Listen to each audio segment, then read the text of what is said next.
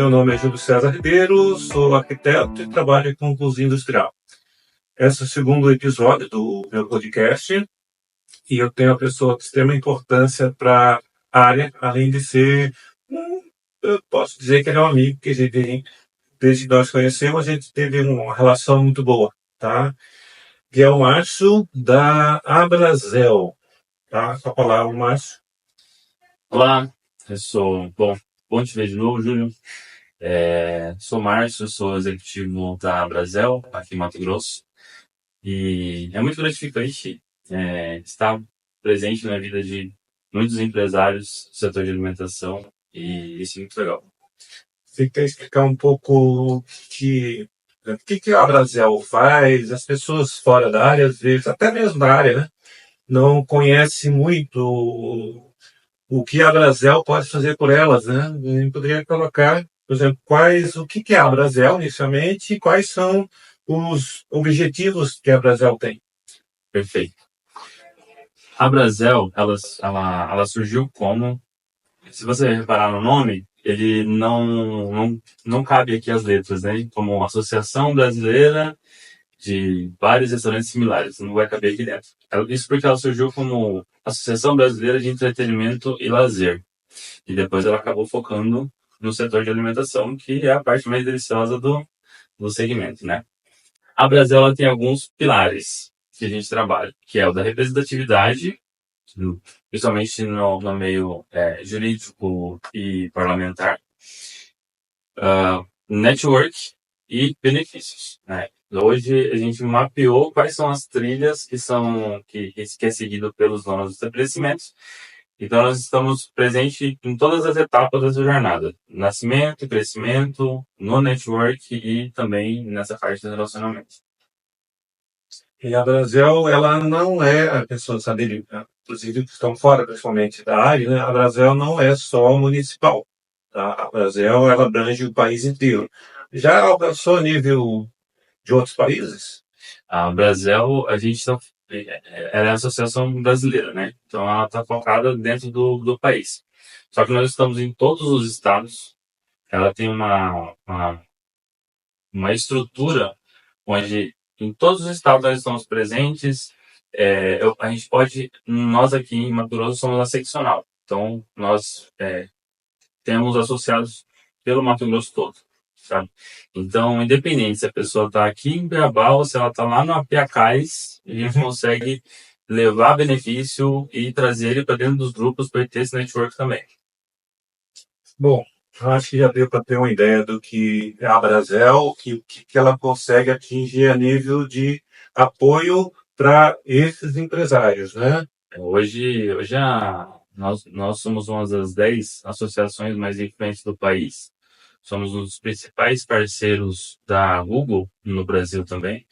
Então, hoje a Brasel ela tem uma relevância que é bastante notável, né? Temos 22, na verdade, assim, nós começamos o ano com 22 mil associados, nossa meta é de 30 mil até o final do ano, isso nacionalmente, porque a gente precisa, por que a gente precisa desses números? Por conta da questão de representatividade mesmo. Então, quanto mais pessoas associadas, mais forte se torna o grupo, mais informações a gente consegue ter para poder direcionar o setor mesmo. Certo? Eu vou contar um pouquinho da minha história, né? Que eu já sou arquiteto, o pessoal sabe, e eu tive 6 anos fora da área. Foi quando eu conheci a Pão e Companhia, que é uma franquia mineira de pão. Só que como eu não conhecia a Brasel, não sabia da existência, né? Eu tive muita dificuldade, primeiro, em implantar um negócio e depois mantê-lo, né? Com a Brasel teria sido mais fácil. Então eu posso falar, né, com uma pessoa que já esteve no mercado, como empresário do setor, e agora como arquiteto, como que eu conheci a Brasel? Quando eu foquei principalmente na área de projeto da área de alimentação, eu comecei a frequentar alguns eventos da Brasel. Eu conheci a Lorena, que foi presidente da Brasel, né, de outras situações, conheci a Lorena como arquiteto. Tá? E aí a gente Conheceu, mas aí eu fui para Brasília não através da Lorena, nem sabia que ela era presidente, né? Então eu vi a importância, eu também participei de algumas reuniões, até estou falando com o Márcio aqui para voltar para as reuniões da Brasel, que eu acho de extrema importância, para conhecer as pessoas, conhecer, fazer cursos, que a Brasel também tem essa opção de cursos, né? E aí, voltando agora para a nossa conversa com o Márcio, né? Por exemplo, eu sou arquiteto, Certo. e especializei nessa área de projetos para a área de alimentação. Como que a Brasel, né, vê a figura do arquiteto especializado na ajuda de empresários, mas empresários que não são do negócio e querem entrar? Qual que é a importância do arquiteto para vocês ou do especialista nessa área para ajudar aos membros da Brasel? Veja bem, vamos pegar pelo o que é mais comum hoje em dia, né? Hoje o segmento de alimentação, restaurante, ele acaba tendo uma baixa curva de entrada. É muito fácil você começar a empreender no setor de alimentação. Então, pensa só, a pessoa, digamos que ela ficou desempregada ou ela está com tempo livre e ela começa a se dedicar a fazer um determinado prato. Uhum. E ela começa a ver que esse prato ele é muito bom. Ele começa a pesquisar, identificar, mostra para os amigos, mostra para um aqui, mostra para outro ali. E aí ele vê que, poxa, as pessoas gostam da minha comida. Então ele começa a querer colocar aquilo para outras pessoas. Começa a vender para os amigos, começa a vender para os parentes. E aí, de repente, essa pessoa está vendendo ali suas 20 porções por dia. Vamos pensar numa porção das mais barata possível ali, está vendendo 20 porções de R$ 20. R$ 400 por dia. Você multiplica isso aí, você vai ver que não demora muito para extrapolar o limite do MEI, já, Uhum. por exemplo, né? Então, entrar no segmento de alimentação, ele acaba sendo simples. Ainda mais que é uma coisa que você consegue fazer, muitas das vezes você consegue fazer dentro de casa. A maioria das pessoas tem uma cozinha em casa, a grande maioria das pessoas tem uma cozinha em casa e consegue começar a fazer isso. A dificuldade, ela está em que momento? Na hora que ele começa a expandir isso. Então, eu tô pegando, a gente pode seguir por duas linhas. Uma do cara que ele começou a empreender de pouquinho, começou devagarzinho, e vamos pensar também depois no cara que já começa com um olhar já um pouco maior.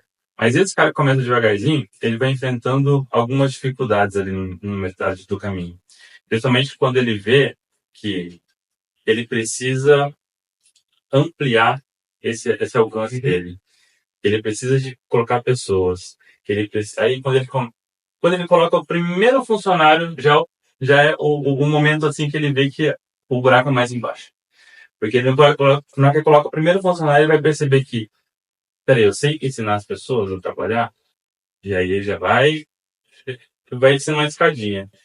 Na hora que esse cara sai da casa dele, para ele poder alugar um espaço, alugar um imóvel para poder montar uma cozinha, aí entra um outro momento que muita gente perde muita grana.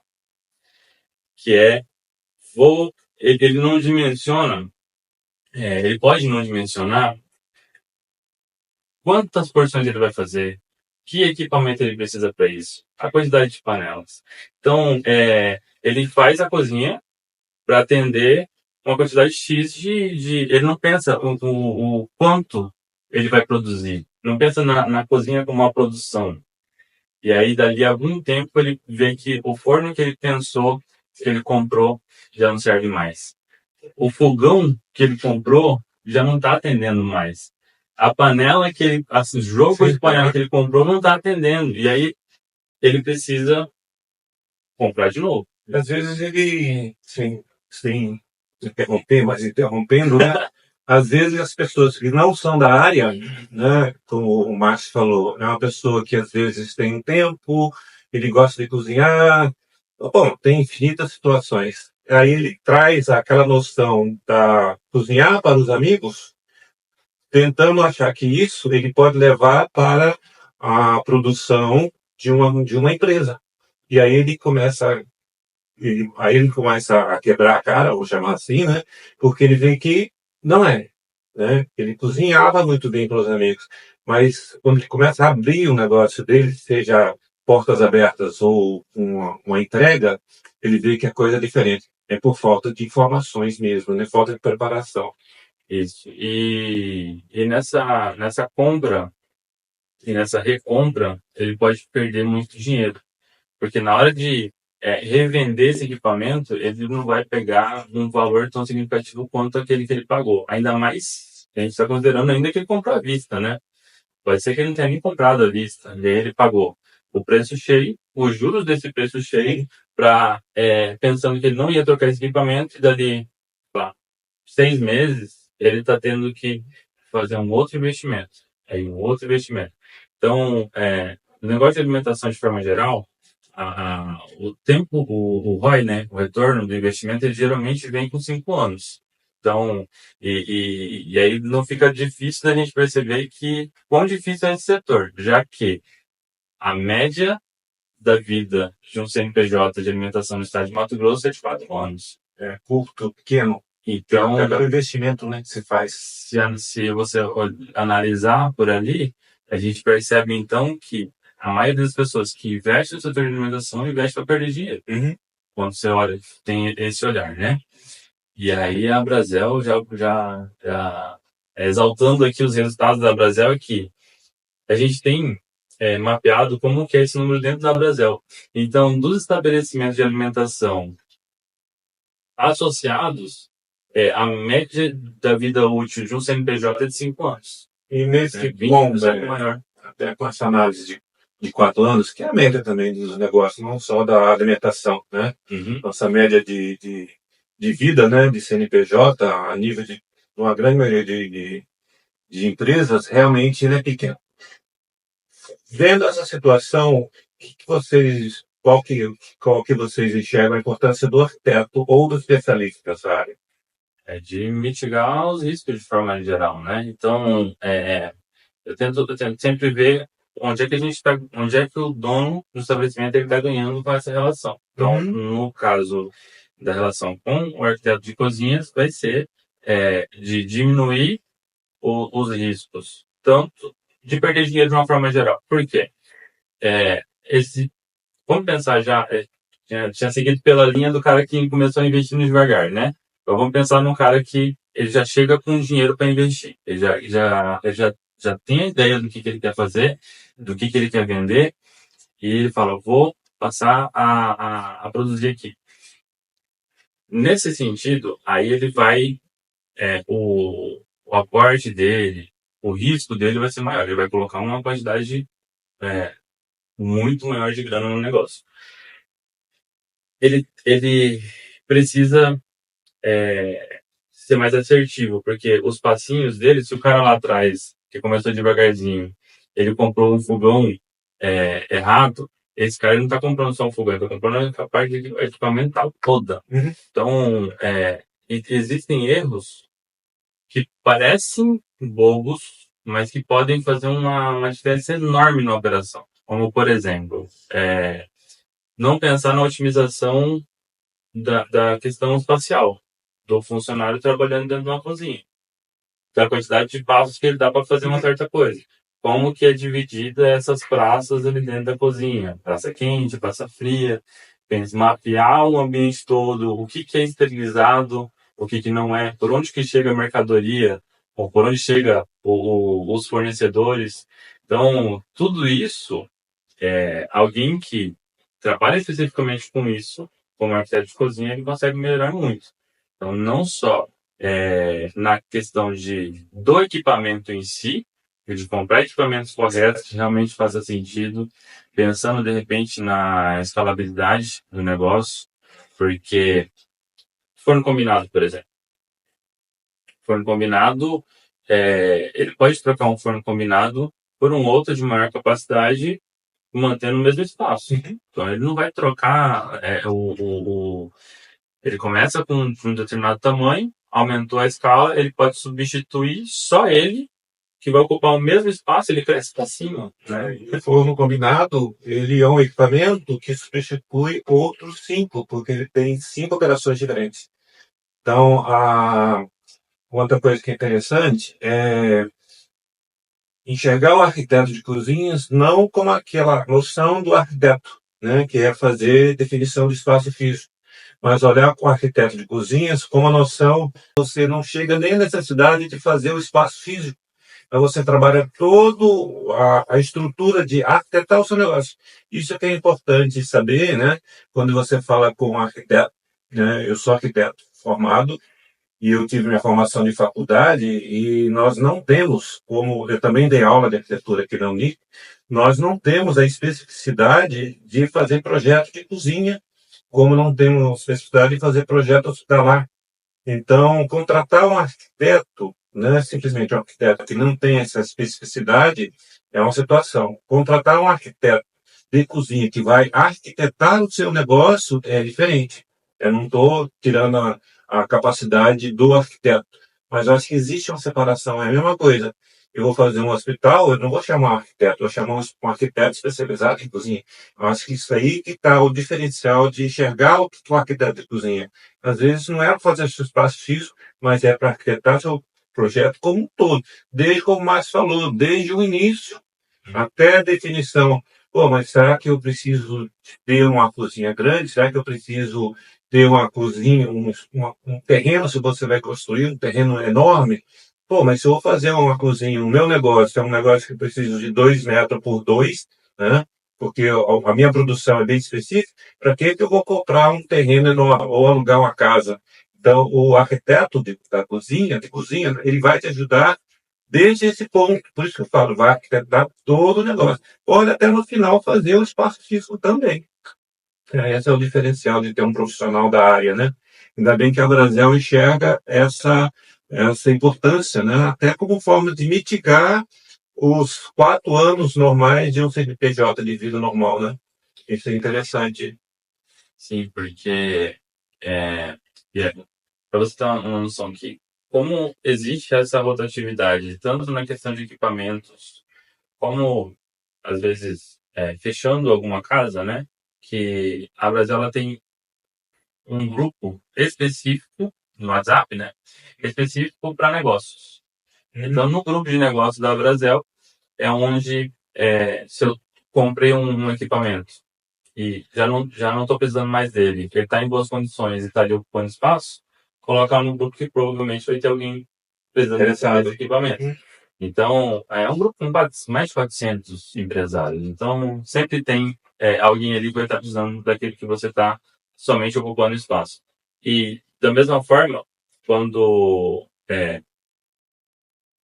dá até uma garganta de falar de estabelecimento fechando, né? Mas quando um estabelecimento fecha, às vezes ele pode estar num shopping, por exemplo, ele pode estar num espaço locado e ele precisa, muitas vezes, liberar esse espaço. E aí o grupo de negócio também, ele acaba sendo uma oportunidade para outros estabelecimentos eles acabarem comprando equipamentos com preço muito mais baixo do que o de mercado, né? Às vezes até com uma certa condição, que consegue combinar isso com o proprietário, e também, de certa forma, ajudar essa pessoa que está fechando a operação, porque ela precisa liberar esse espaço. Né? Então, o grupo de negócios ele é muito bom por conta disso.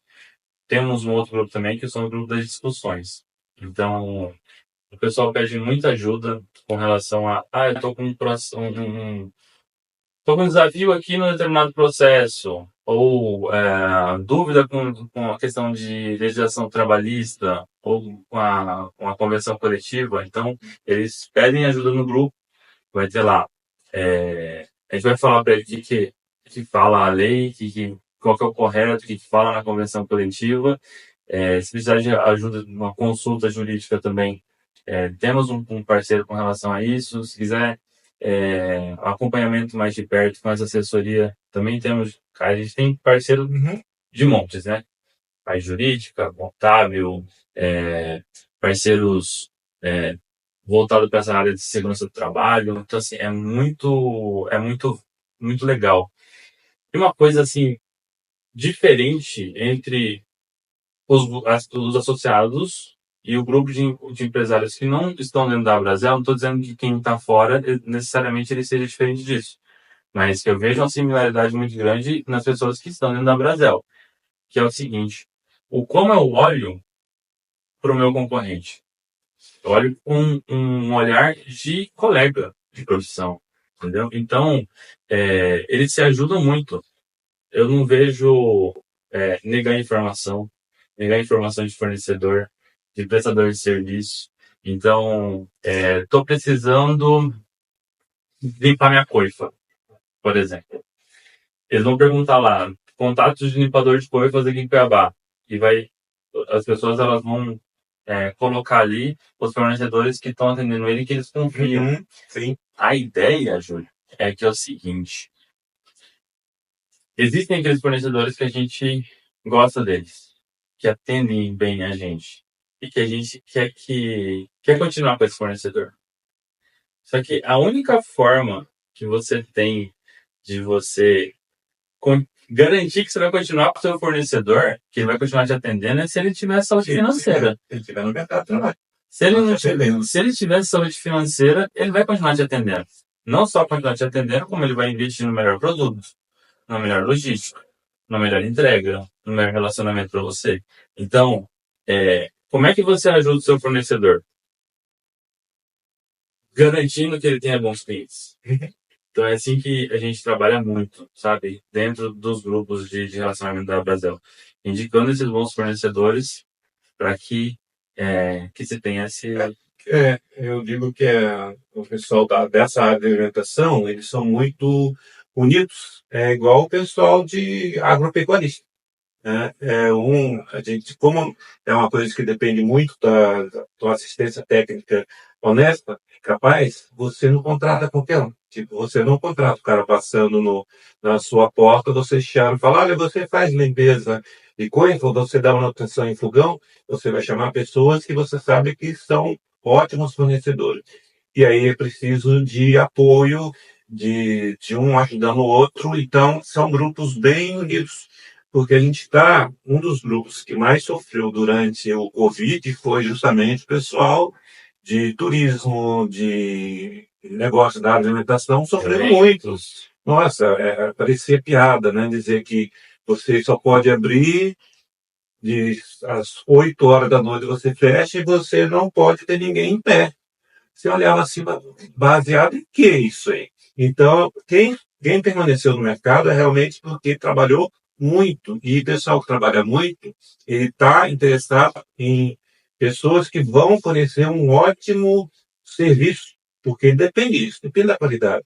Então, infelizmente, na época que eu fechei minha padaria, eu não conhecia a Brasel. Então, como o Márcio falou, realmente a gente se desfez de equipamentos grandes, forno, maçaeira, cilindro, por preço, sim, de entrega. Porque precisava, não tinha equipamentos grandes, não tinha onde deixar, né? Tinha como deixar durante uma semana, e dessa uma semana teve que vender. Então, era triste, principalmente você abre o seu negócio, é um negócio difícil de abrir, porque são equipamentos caros, você vai seguir a legislação correta. São equipamentos com poder alto de compra. E você vê assim, seu negócio se desfazendo. E quem está quem continua na área de alimentação é porque ele é apaixonado pelo negócio, ele gosta. Senão ele fecha no primeiro ano e já se desfaz.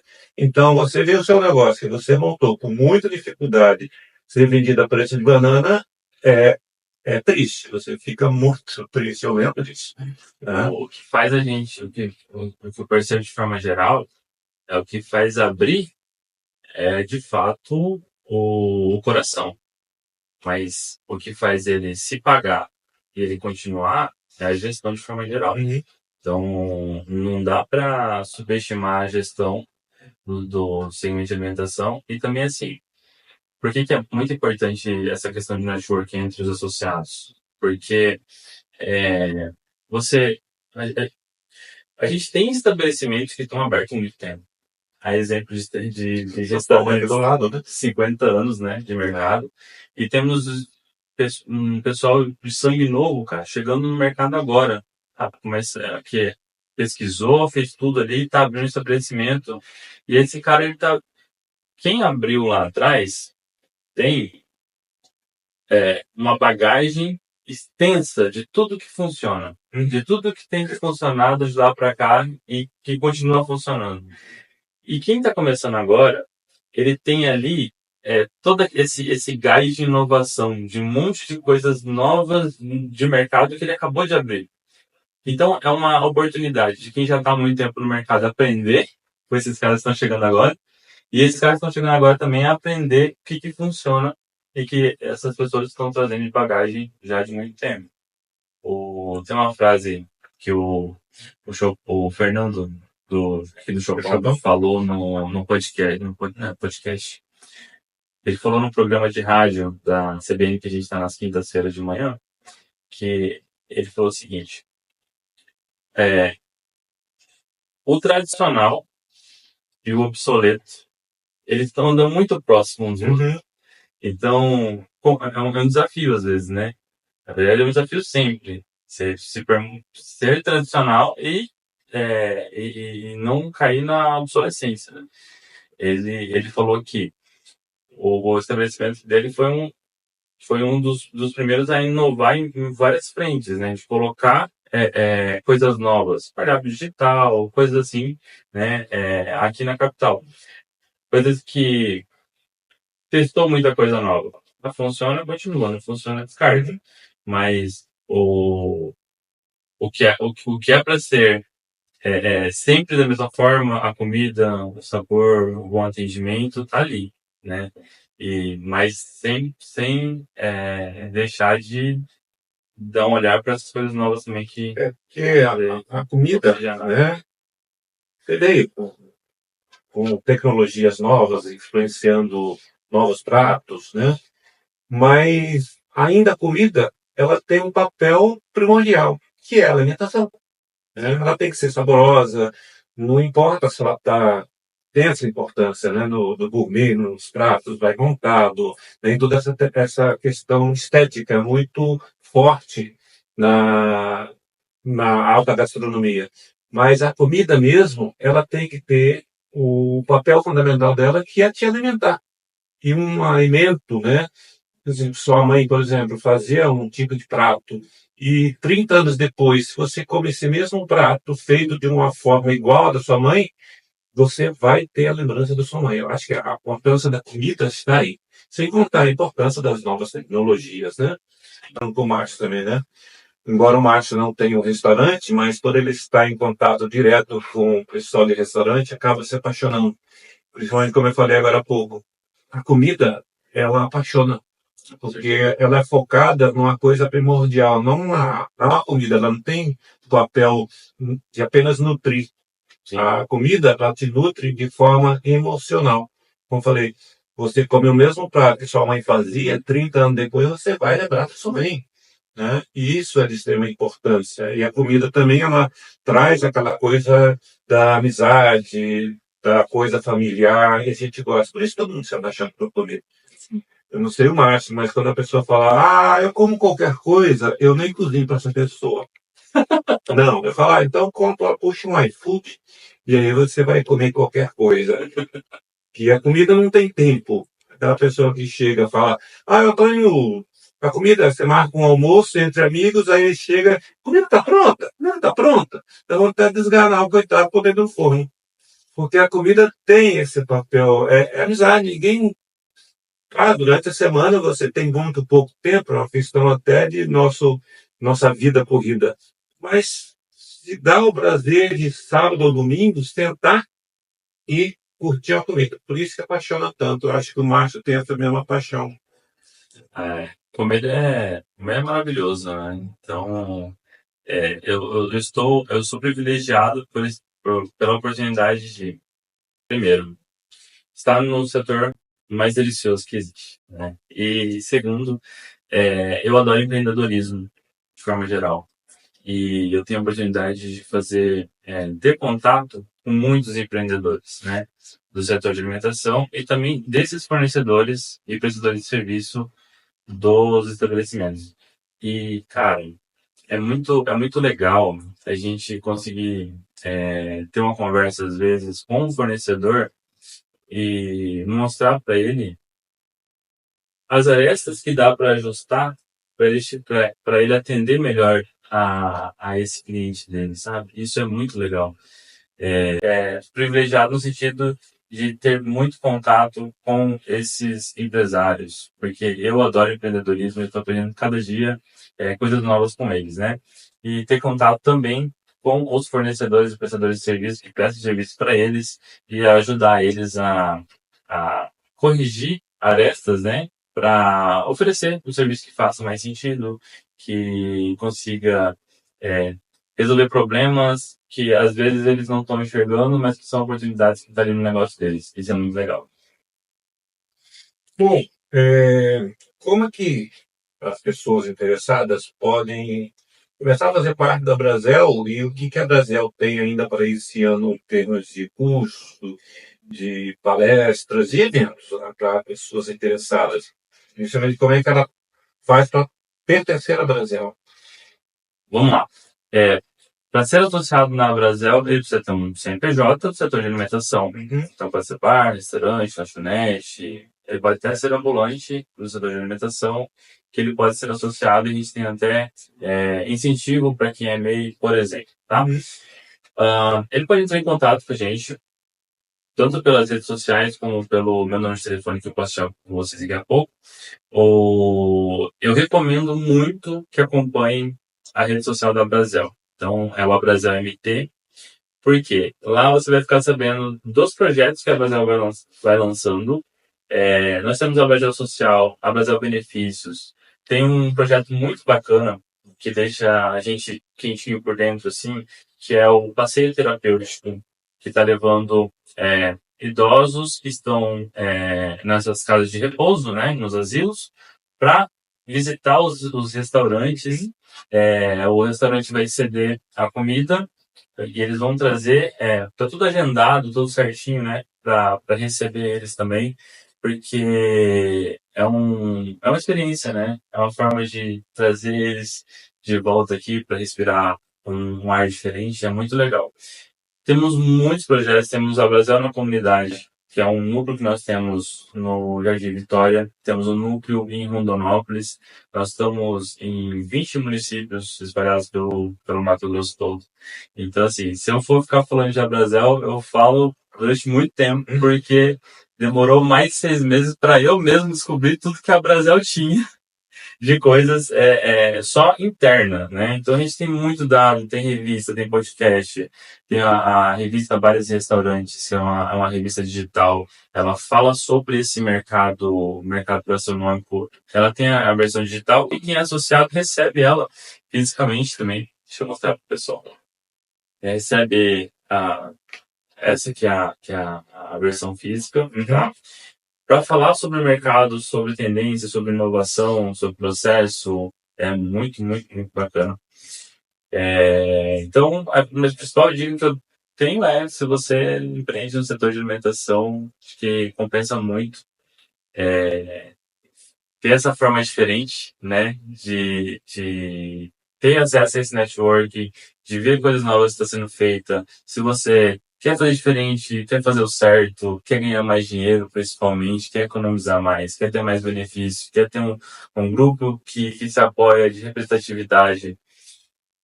E ter a mim também, como extensão, como executivo da Brasel, também eu acabo sendo um executivo dos próprios estabelecimentos, né? Porque eles também demandam bastante para mim, no sentido de tem algum parceiro nessa área?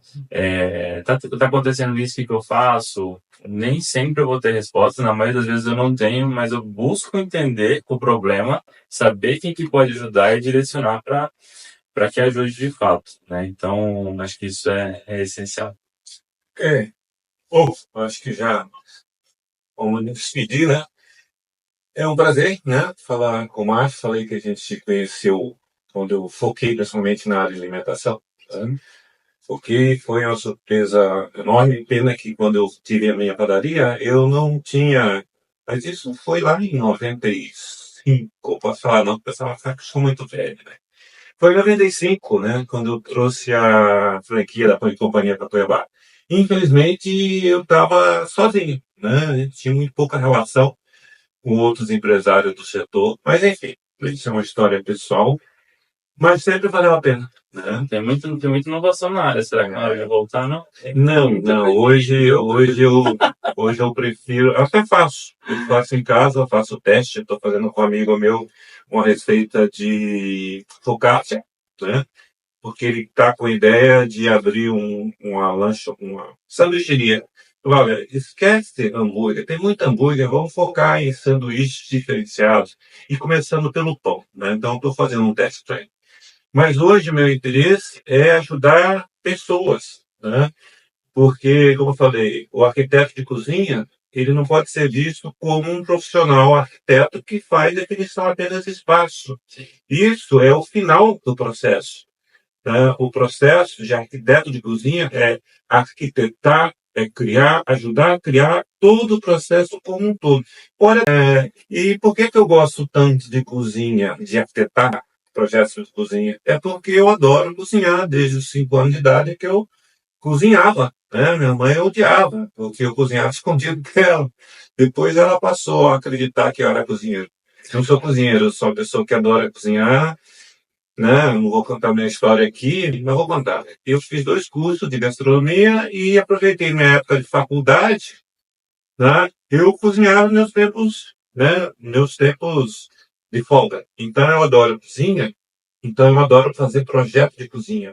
Eu adoro ajudar pessoas que eu sei que é um grupo extremamente batalhador, então essas pessoas precisam de ajuda. E eu estou aqui para exatamente fazer isso com os meus projetos de cozinha. Então, esse contato com a Brasil é muito importante, né? Então, mas eu agradeço novamente o Márcio.